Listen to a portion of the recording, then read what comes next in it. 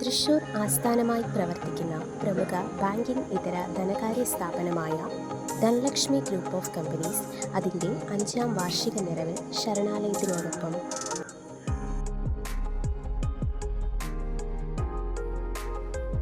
Area മാനേജറായിട്ടുള്ള Shri Rajeev അവർ, ഇവിടെ നമ്മുടെ ചാലമൂട് branch manager,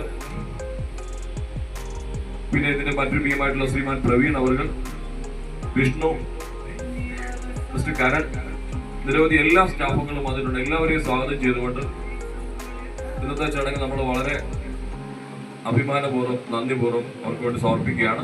കുറേയധികം പ്രവർത്തനങ്ങൾ ഇന്ന് നടത്തുന്നുണ്ട്. അതിലൊരു പ്രവർത്തനമാണ് ഇന്ന് ഈ ശരണാലയത്തിൽ നടക്കുന്നത് പോലെ 27 ഓൾഡ് ഏജ് ഹോമുകളിൽ ഇന്ന് നമ്മൾ ഉച്ചഭക്ഷണം നൽകുന്നുണ്ട്.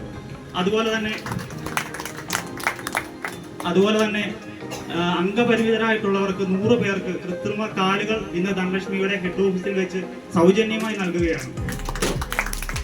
ആർക്കും മറക്കാൻ കഴിയാത്തൊരു സംഭവമായിരുന്നു ചൂരൽമലയിൽ സംഭവിച്ചത്. അവിടെ വീട് നഷ്ടപ്പെട്ട ഒരു കുടുംബത്തിന് ഭവനം പൂർണ്ണമായിട്ട് നിർമ്മിച്ചു നൽകി അതിന്റെ താക്കോൽ ദാനവും ഇന്ന് തൃശ്ശൂരിൽ വെച്ച് നടക്കുകയാണ്.